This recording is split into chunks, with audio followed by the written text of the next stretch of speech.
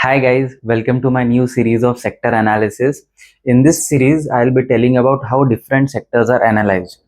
In this video, we will be talking about the cement sectors, and by the end of the video, you will be able to understand how cement companies are analyzed.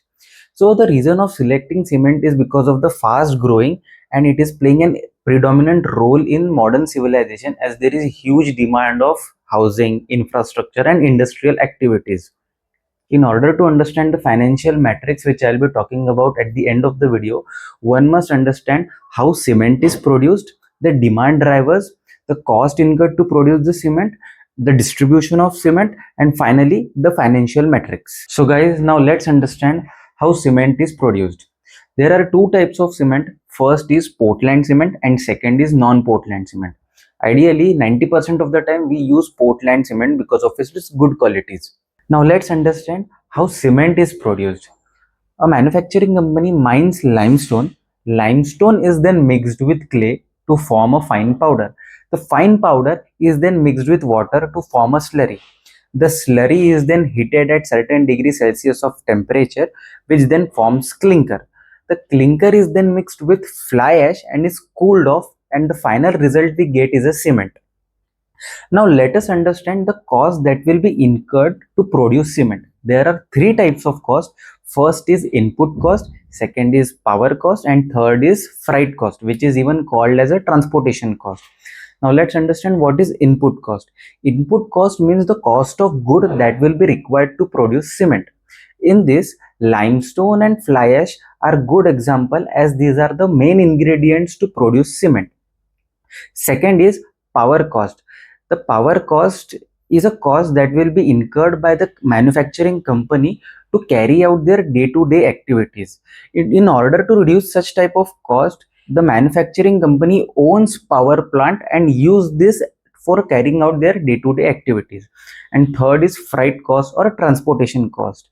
As we all know that cement is perishable and it has a life of 60 days to 90 days.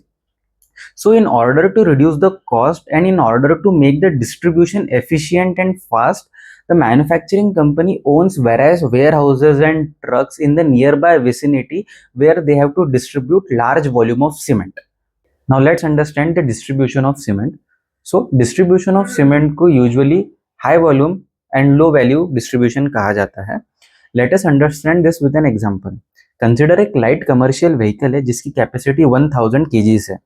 One bag of cement weighs 50 kg and average cost of one bag of cement is 400 rupees. So the truck can load only 20 bags of cement, and if we multiply those 20 bags into 400, which is the cost of one bag of cement, we get 8000 rupees. So the truck is carrying a material of 8000 rupees. Now let's compare this with an example of clothing. The same truck will carry 2000 pieces, and if average price of one piece of cloth is 1000 rupees, then the total comes to be 20 lakhs. Now let's move on to the demand drivers of cement. The first is housing demand. Since COVID 2020, everyone wants to own their houses. Hence, this has increased the use of cement. Second is infrastructure. This includes roads, railways, tunnels, bridges and airports. And we have seen that government is very much bullish on constructing this infrastructure. Hence the use of cement has been increased. Industrial use. In today's time, the number of factories, power plants being constructed are more than what used to be earlier. Hence, this has increased the use of cement. Now moving on to the final part of the video, that is the financial metrics. After knowing the metrics, you will be able to understand how to analyze a cement company, and these metrics which I'm going to tell you are specific to cement sector only. So stay tuned. The first parameter is the regional presence. This parameter will help us understand in how many various regions the company is operating. This eventually has an impact on the profitability. Hence, this is a very important parameter. The next parameter is the market share. The larger market share usually comes from a strong distribution network. Strong distribution network means company अपना product हर जगह पे बेच पा रही है, which eventually helps in their profitability. As you can see in the example given above, company XYZ has a market share of 24.92% as compared to company ABC who has only 7.83%. By knowing this, we can assess that the company XYZ is much better than company ABC in terms of market share. The next parameter is the production capacity. The larger the production capacity, the larger is the capacity of a company to deliver orders which they have taken. So in the above example, we can see the production capacity of company XYZ is 82.6 metric tons per annum, while for company ABC, that is only 31.5. So in this aspect also, the production of company XYZ is much better.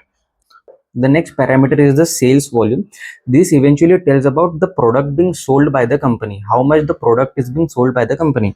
So in the above example, you can see company XYZ has sold 88% of the cement they have produced, while company ABC has sold only 28.9% of whatever they have produced. The next parameter is capacity utilization.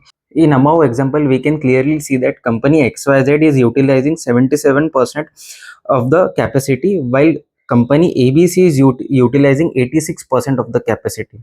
Why this is important is, for example, consider company XYZ is able to produce 100 metric tons per annum cement, but they are only producing 77 metric ton per annum. From this, we have to know that why company XYZ has not produced the remaining 23%. What was the factors that was affecting the production of the remaining amount of cement? The next parameter is the realization rupees per metric ton. It is the average selling price per unit. That means higher prices lead to higher revenues. Hence, this is one of the most important factor in assessing the fundamental of a company. In the above example, we can clearly see that the realization rupees per metric ton for company XYZ is 5,263 rupees, while company ABC is 5,351 rupees.